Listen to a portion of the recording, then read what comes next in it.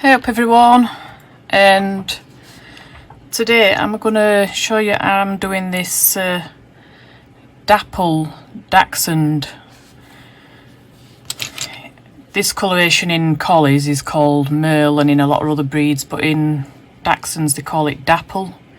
So I have done this coloration before because I do a lot of collies, and I often do it on a longer coat as well. So this is on a very short coat. You do get short coated like other breeds that have merle, including collies, but yeah, I have done this coloration quite often before. But this is the first time I've done it in coloured charcoal, which I've not done an whole lot of works in yet as it is. Now I'm using these Grizaye coloured charcoal pencils,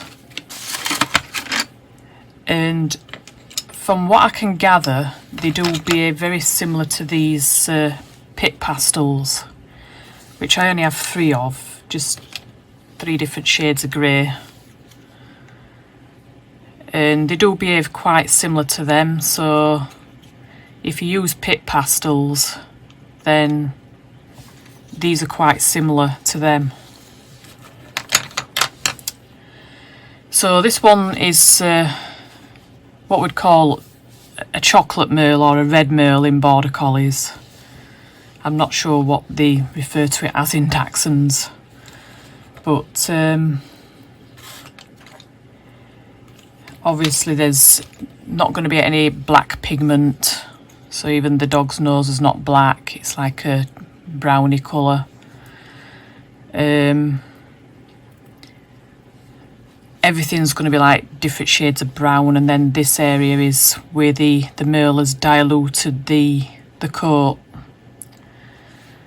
and because it's an incomplete dominant gene, it doesn't dilute all the coat, just dilutes it in patches. So I've already completed this area, and then I started that purely because I wanted to save this. I wanted to get in touch with client to see if they were alright with me using this for YouTube channel and for Patreon. And she were all good and fine with that, so she's going to let me use the reference photo as well, which I'll put in corner there for you to look at. But I wanted to finish some so you could see what it looks like when I've finished it using these. And then obviously last night before I went to bed I decided to just do some more, but I was just waiting back to hear from client, and then it got a bit late to be doing recording, so I just decided to work on this area. Obviously I've pretty much finished here, but I've not finished face stroke like that, so I'm just going to leave that for now, and then I'm going to work on this shoulder area for this tutorial. So first of all, when it comes to these, I like Pitt Pastels. It's sort of like you've got to paint rather than draw. So with usual paints, like when I'm using acrylic, you'd mix your colours on a palette, but with these you've got to do it on the actual surface as you're working, and I've had to sort of get used to that because it's just not a way that I'm used to working at all. So when I got these, I didn't know this. I mean, I've never really used pastels, and apparently Pitt Pastels are sort of meant to be like that. Sorry. And apparently I was told by a friend who was a pastel artist that these are actually the hardest ones. So I thought, yeah, trust me to choose like the hardest. But yeah, I suppose because I've got a lot of experience in general, artistic experience in general, it has sort of helped me get used to them quicker. But if you're a complete beginner, just give yourself a chance, I'm saying. But yeah, you've got to... I'm just going to start doing the dark patches. Now, you'll notice that this brown is too light and too warm compared to the darker chocolate colour that is on these patches in reference photo. So you're gonna have to like mix other colours with it to make it correct, to make it look like it does in reference photograph. And because I'm only working with like quite a limited palette anyway, I can't just, you know, find the right shade to apply straight away. I've got to literally just use all different colours to make literally every colour I want, because there's not many colours where I've not got to mix several other colours together in order to get it. So I'm used to mixing colours and having an idea of what colours to mix together to get whatever shade or tint or whatever that I want. If you're sort of like more beginner, it might take a bit more practice, but it's something you could just practice on separate pieces of paper. You could just say, you know, bring up a reference photograph with some separate paper, and you could just try to replicate, without actually drawing, you know, the subject. You could just try replicating the colours that's in that reference photo. You know, it just like in patches on paper, whatever, and just practice replicating them, so you're not like ruining an actual drawing if you get it wrong. And that's probably my best advice, is to just do something like that, and just learn what colours to mix together. Learn to see whether something needs to be warmed up or cooled down, for example, because I think that's a big one. If something needs to be cooled down and darkened or whatever, or warmed up, and yeah, I mean, you can get different combinations. You might need to warm it up but make it darker, or you might need to cool it down but make it lighter, and other way around. And obviously that's going to determine what colours you use on top of your initial colour. Like I'm applying this brown here now for these darker patches, and it's going to determine what colours you add to that to make it basically look like the colour that's in reference photo. So it's sort of more like a chocolatey kind of colour, and a dark chocolatey kind of colour, especially in certain places. So this is obviously too light and too warm. So what I've been doing, because I wouldn't have any colour in here really, I've got black, but I don't really want to.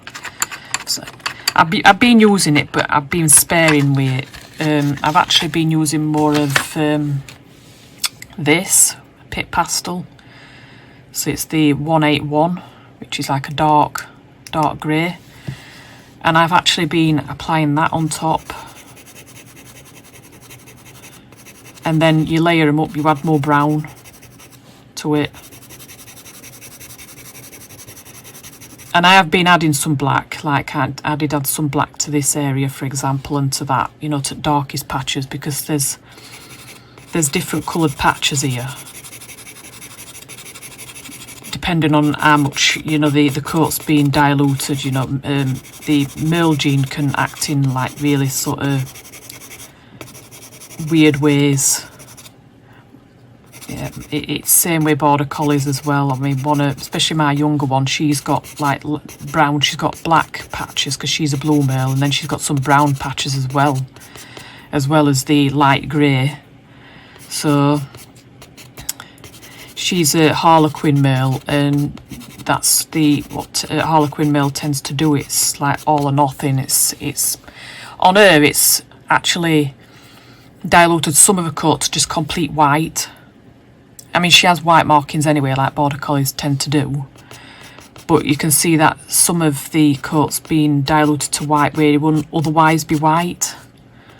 It's caused by the actual merle that's done it. And then there's other sections where it's been diluted to like a browny colour, and then other sections where it's not been diluted, you know, it's only been diluted to like grey, like, you know, this grey, but this is a bit more champagne coloured than on a blue merle. It's a bit cooler on a blue merle. And then obviously there's the black patches, which is the genetic colour that she is. So which has not been touched by merle. It's left them bits alone. So yeah, this dog's got a bit of that going on as well. It's got these darker patches and then areas that, like here, where it's not been, and then these two areas here, this area is not going to be as dark as that area. So anyway, now you can see that the brown on these patches is resembling more like the chocolate colour in the reference photo a lot more than what it were. I mean, if you watch me working in black and white charcoal, you'll notice that I use a blending stump a lot, but you can't really do it with these. It just seems to lift it off at paper. They don't seem to work well, so you've got to use the pencils themselves to blend. So I'm just going to slightly warm them back up again and come back in with some more brown.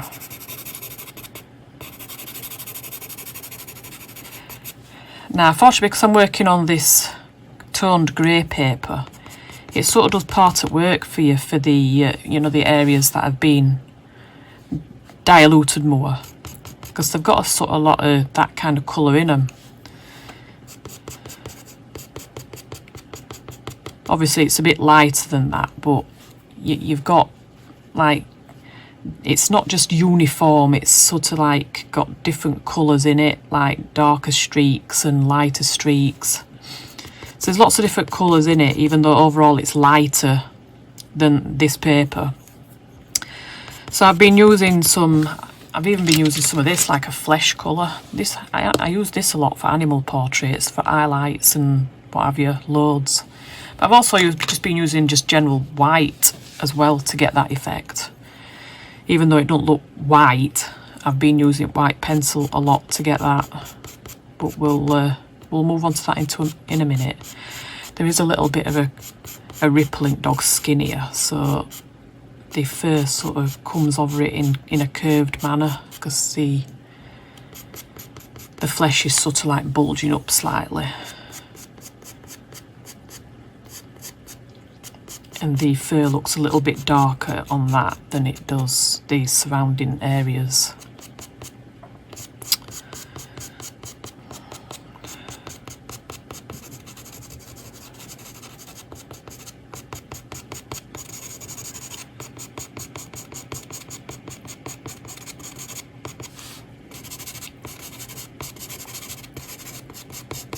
So the more you layer it up, the more it's like starts blending together and covering paper, so you've not got bits of paper showing through.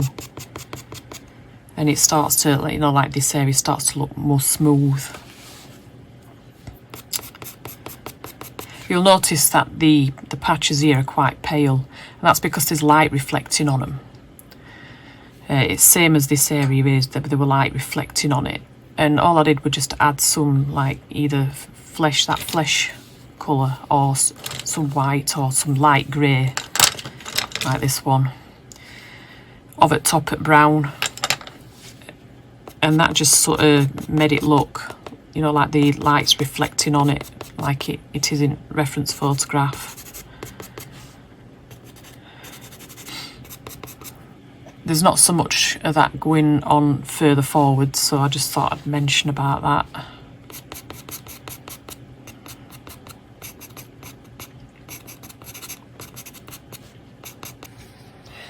Okay, sorry, I did have to stop the recording because of some disruptions. So anyway, I'm back. So anyway, some of these are quite dark, so I am gonna come in with some black and just make them darker. But they'll probably end up looking a bit too black, so what you do when this happens is you just come back in with brown again on top. So use the black to darken it. If you can hear that, that's Nessa playing. She has to play really noisily. And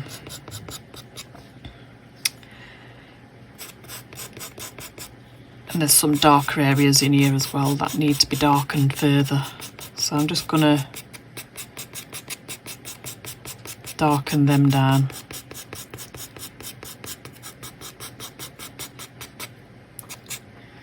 Got to remember here, this is where back at shoulder and upper arm at dog is, so you've got like a crease coming up here.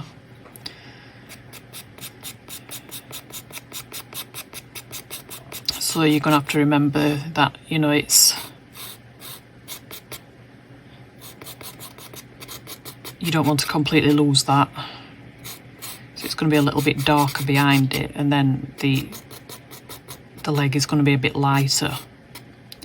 So obviously I'm going to do that a bit later. But obviously sometimes adding colours is not just to lighten and darken it, it's also to cool it down or warm it up.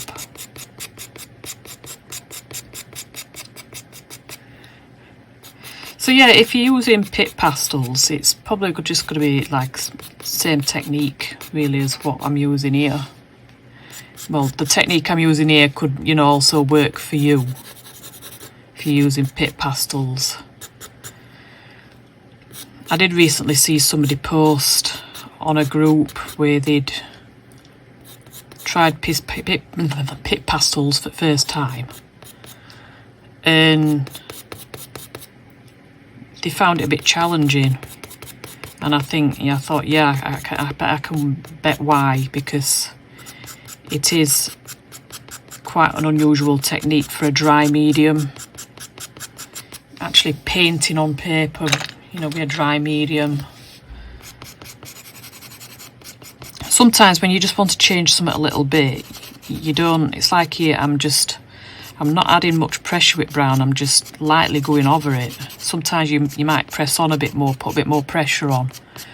And other times you just go over it really lightly, and it just gives it like, it's almost like glazing, but with these rather than paint. And it just gives it a slight tint. So sometimes you don't want to like go on too heavy. If you just want to give, you know, slightly influence it, you know, in a different way, you'd just get the relevant coloured pencil and you'd just go over it really light just to alter it slightly.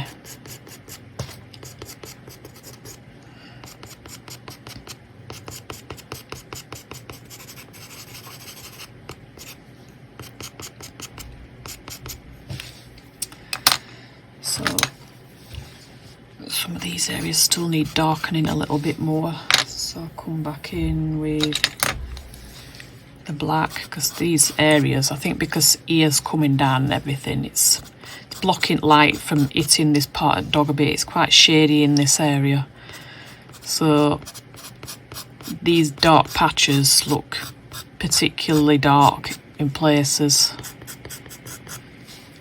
I think the light is coming from like a window, which is coming from this direction. You can see the window reflecting in dog's eyes. So this area, like on behind head, it's in shade, and because the dog's head's facing this way, its muzzle's sort of blocking some light off, you know, to this part of its neck and shoulder and its ear as well. So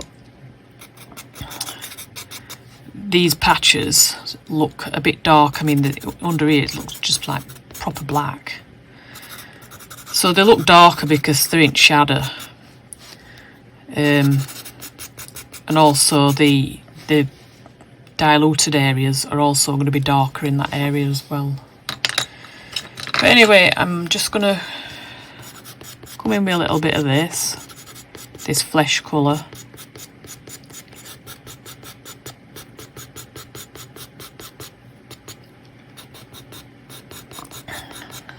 Now just on back of this, like this crease, this hump where this like you've got a ridge of skin sort of sticking up, you've got like a lighter streak.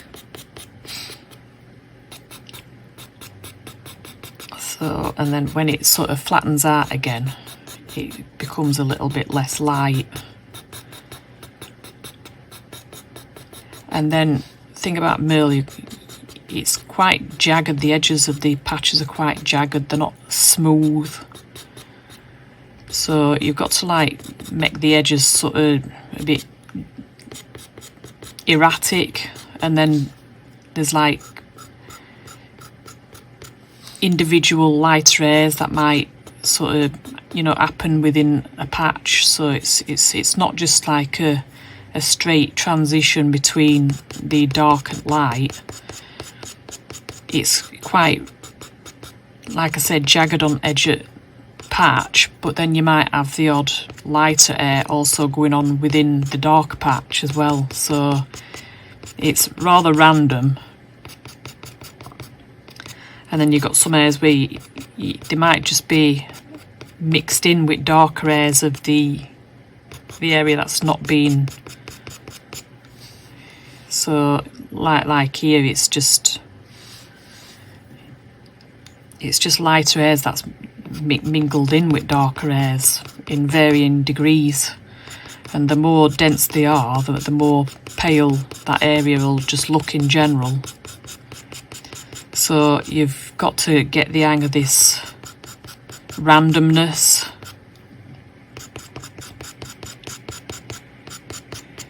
Now there will be some darker hairs mixed in with this as well, which I'm going to add in a bit. You can see where I've done it back here.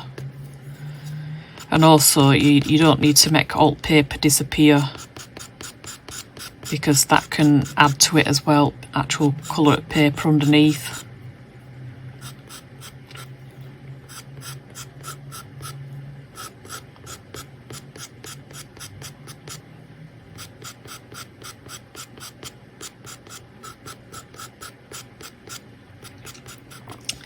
I tend to find these lighter colours like start to blend things a lot better than darker colours as well.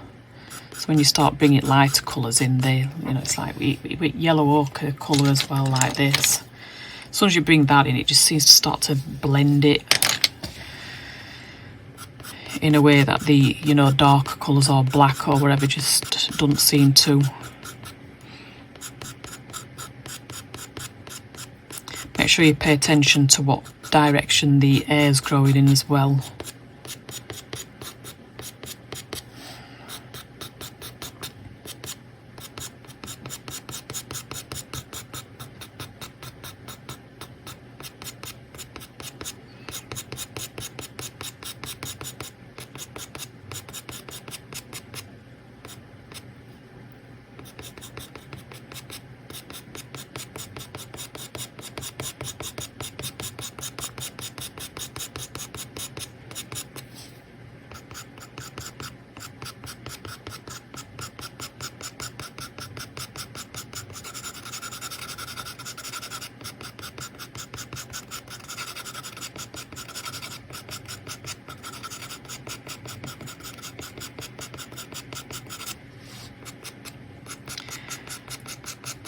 So when it comes under here, I'm just going to go a bit lighter with this, because this is slightly warmer colour, but because this area isn't shade, it's going to be cooler.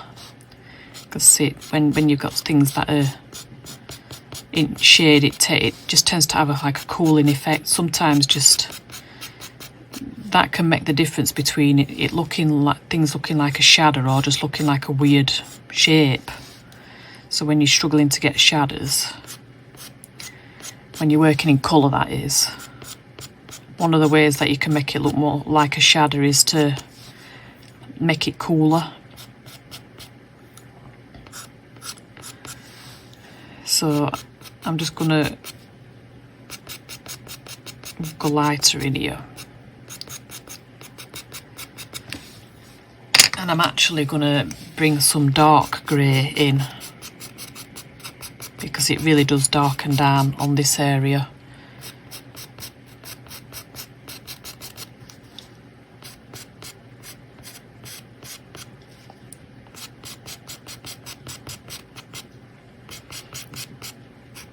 And then what I'll do is I'll come in with white charcoal pencil.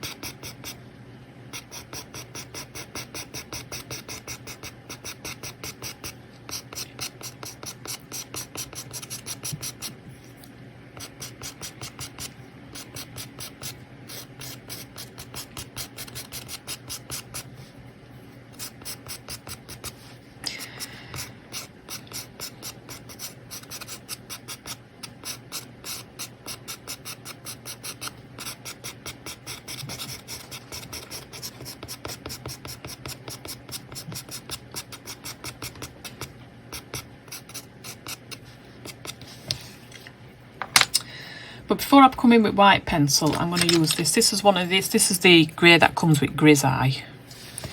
So I'm just going to lightly come in with this, because not too hard, because it's a lighter grey and I don't want to lighten it too much. But I'm just going to go over it lightly, because if you notice, it has like a blending effect. So I'm just going to lightly go over that.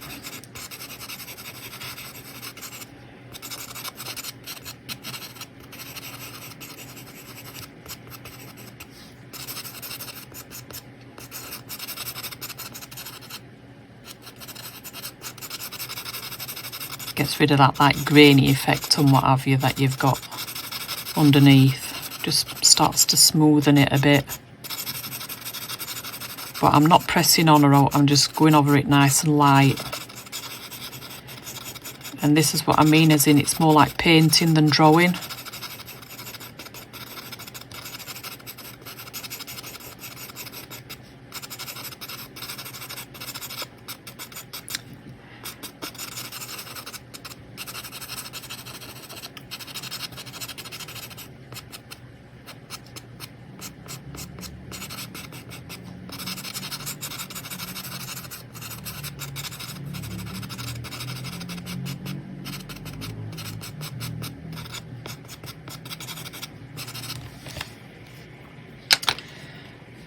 And then if you want to darken it some more again, there's going to be a dark patch here as well, actually, a couple more.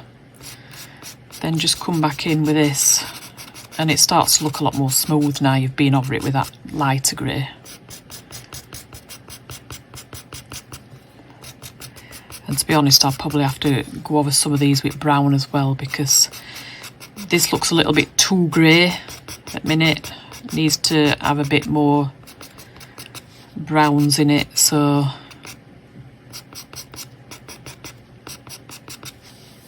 I'll come in with brown, because that needs a bit of, and then I'll just go over that with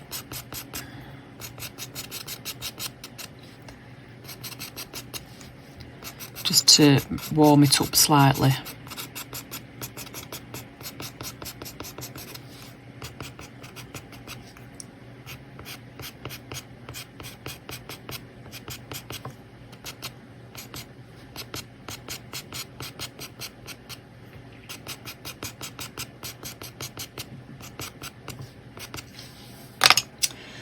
I'm going to come back in with a black, because some of these areas need seriously darkening. These little patches and what have you. You've also got some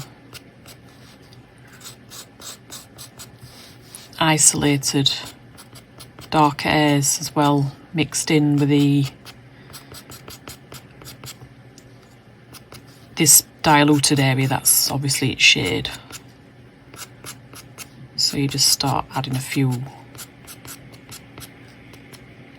speckles, should I say, almost speckling of hairs.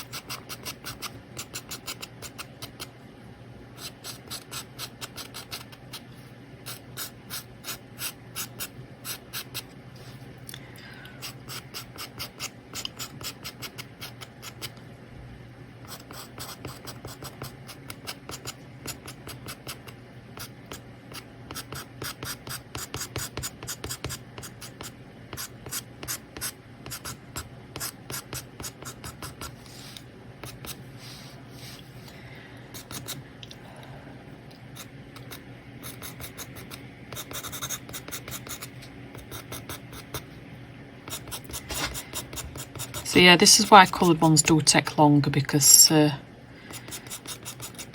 black and white I won't be having to keep swapping between colours and building it up in this sort of way. And then I can come in with white, because there's some quite light hairs coming down here as well into the top of this section. And then very lightly on top of there, because that is a darker patch, but it's reflecting light and it just don't look as dark.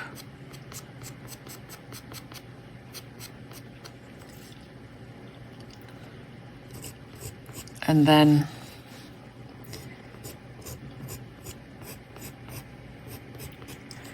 with this white, you don't have to, you know, cover a lot up underneath. Just make sure that you leave some of what's underneath showing through, especially where it's a case you've got like pale hairs just straying into like darker patches.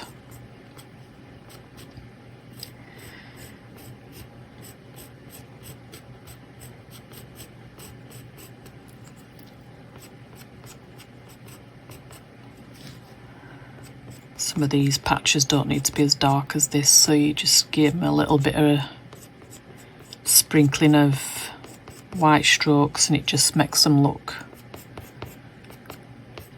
more like they're doing reference photo.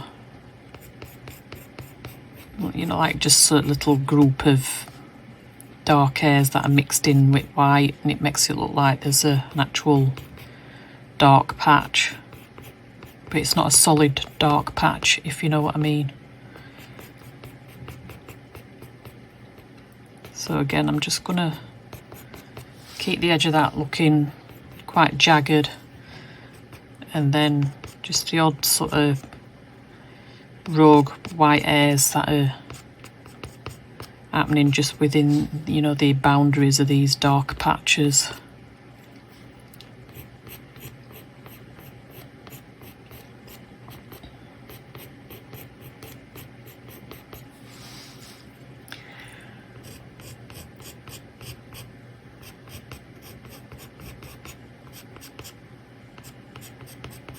And then just put more of the white hairs where it's lighter, and then when it's not as light, just reduce the number of white hairs that you mix in.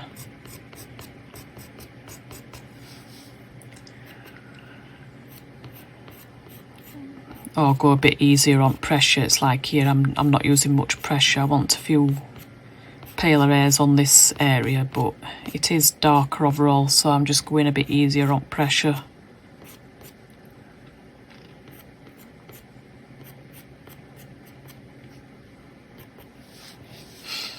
So it looks there now like you've got like a crease in skin, like it's sort of just bulging up, because obviously I've the air direction is pointing up this way on that side where I've put the lighter air, and then this is sort of curving up that way. So it's a combination of making sure you pay attention to air growth direction and what direction your strokes are going in, but also your lights and your darks. And you don't want like an immediate transition between two, otherwise you'll make it look like it's a ridge, you know, like edge of this, for example, which you're obviously not going to get. So it needs to be more gradual, so it looks curved rather than like a, you know, edge of a mountain or something, like a sharp ridge.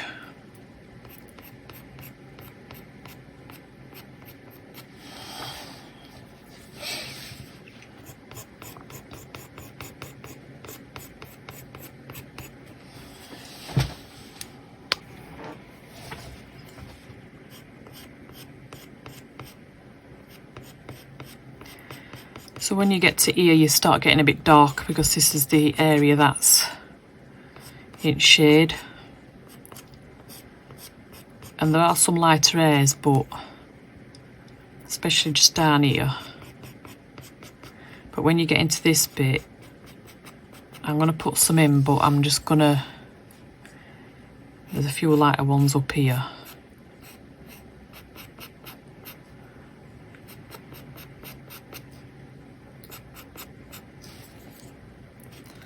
But don't cover everything up for starters. So notice I'm still leaving a lot of that, what's underneath showing through. And then when you come into this darker area, just go easy on pressure with your pencil, so you can still see the impressions, but they're just not as bright. So it still looks like there's got air texture in here, but it's not as light as out here, which I've obviously not finished this section yet. It needs to be a lot more brighter airs in that section.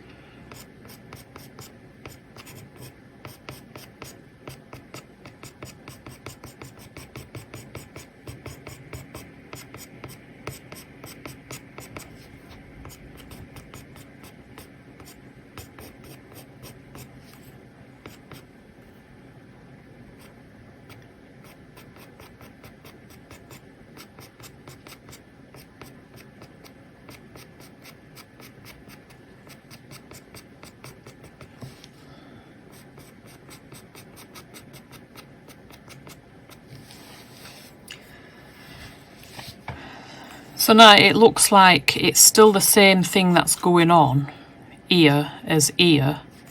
It's just that this has got light hitting it and this hasn't. Obviously I'm just going to play about with this a little bit just to get the markings correct. And there's some light hitting this as well. This dark patch here.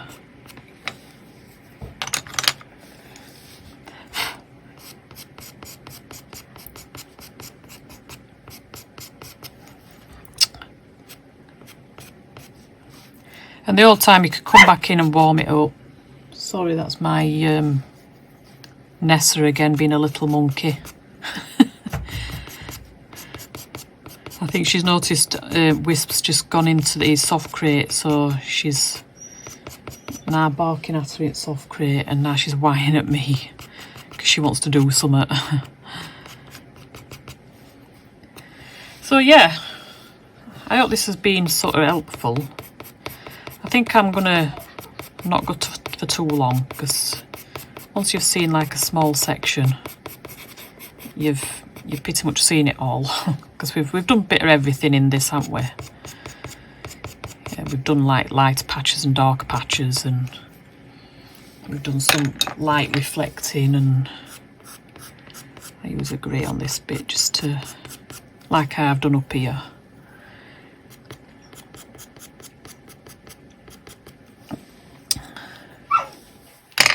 And on this section actually I'm just going to add a few yellow ochre hairs, but I'm going to go easy on it because I don't want it to be too yellow, so to speak. So I'm just going to,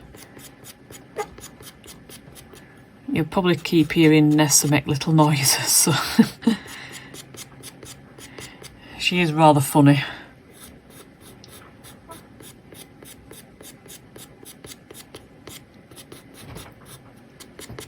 She's decided she wants to get a little bit more active now. I'm going to add a few of these on top of this as well, because it looks a bit lighter and warmer up top of this.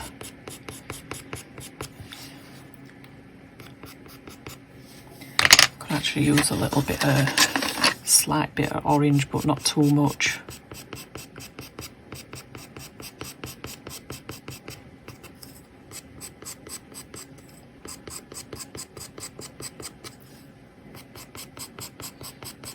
sometimes you just want to give a very slight, like I say, like glazing. And that's how these basically work. It's like painting rather than drawing.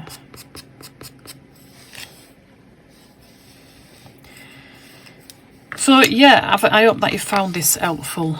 Like I say, it's just that one section that you need to see really, otherwise you can then just end up with a video that's just way too long as well. And this one will probably be long enough. So I just thought I'd keep it to like a smaller section. So I'll probably just carry on tweaking this until it's, you know, just how I want it to look. But it's pretty much done. And you've basically seen what you need to see in order to get this kind of effect. So I hope that's been helpful to you. This is the first actual tutorial I've done with coloured charcoal.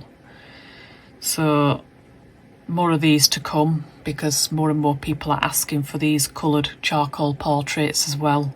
I weren't sure where I was going to start using them mainstream, because I did find them a bit odd at first, but now I've got into them, I'm really sort of like enjoying working with them, to be fair. So I will be doing a lot more of these. I will be buying more of these Grizaye, or at the very least I'll just buy more the Pitt Pastels. I'll probably need to get a bright yellow in Pitt Pastel anyway, because this Grizaye pack doesn't contain one. It just has this yellow ochre, which for me is more useful in animal portraits, but there are some times when I could just do with a brighter yellow. So I'll probably just get one in a Pitt Pastel, because they work really well with these coloured charcoal. They behave in the same way. And I think that's it now for this video. I'll stop waffling on, and I'll let you get on with whatever you're doing, and I'll see you in my next video. Bye.